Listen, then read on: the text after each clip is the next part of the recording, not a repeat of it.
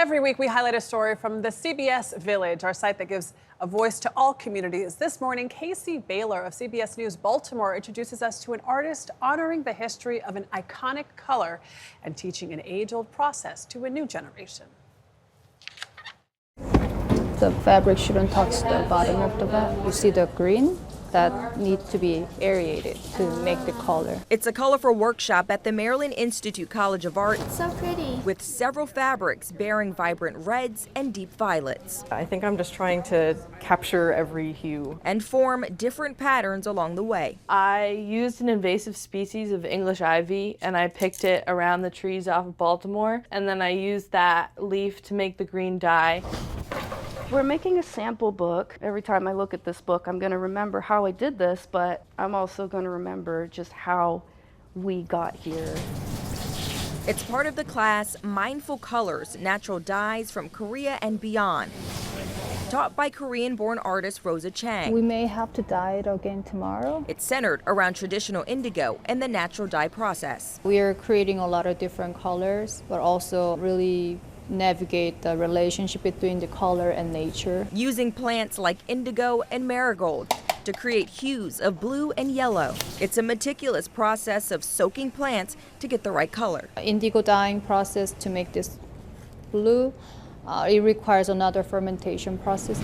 Chang got involved in this work after growing tired of working in the fashion industry as a pattern designer. Those fabrics dyed from factories feel toxic. Then someone introduced her to the natural dye practice. This is the Alkanet and Gromwell dye. That's how we make the purple. That's when she began learning about the significance of indigo. Almost all different culture and community have their own indigo dye practices. There's so many different indigo plant species. Chang calls indigo a connector to many different cultures. She says it has a rich history and it even carries medicinal benefits. Samurais, like in the day from Japan, they will use indigo dyed garment for their outfit so that it protects from their wound after the war.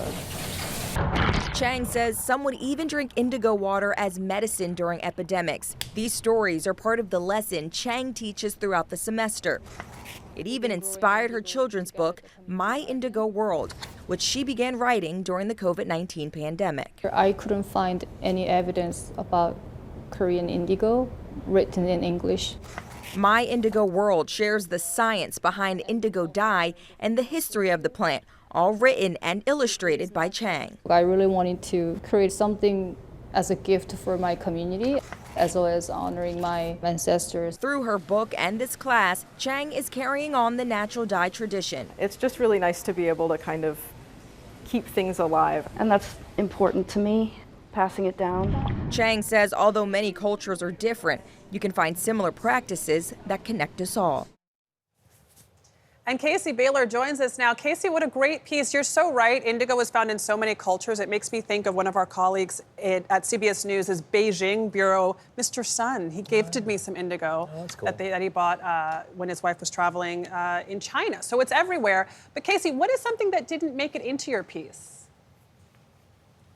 Yeah, well, what didn't make it into the piece actually is the fact that Rosa not only teaches this to her students at MICA, but she also teaches it in a community workshop for several people here in Baltimore. Also, she's a part of a community dye garden, and that actually helps them plant traditional indigo for the community that they use for this natural dye process. What's also cool is, of course, I have her book here, and you can see some of the fabrics that she dyed in it that she got printed for this book. So it's a really cool story, and I was so happy to have the opportunity to talk with Rosa. Have you test run the book on any children? Has it been read to anybody? How did it do?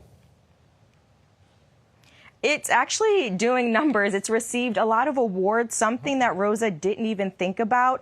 But she says it's not just for children. You know, this is about a book for everyone, about the history of indigo, as well as teaching some instructions on actually how to do this natural dye process at home. It's a sustainable practice that students told me, you know, you can just pick some leaves out of your garden and really just use that to make the dye colors that you're looking for. That's cool. So many of these crafts are dying. It's so great to have people like Rosa keeping them alive. Thanks, Kaicey. Kaicey Baylor, thank you very much. Appreciate it.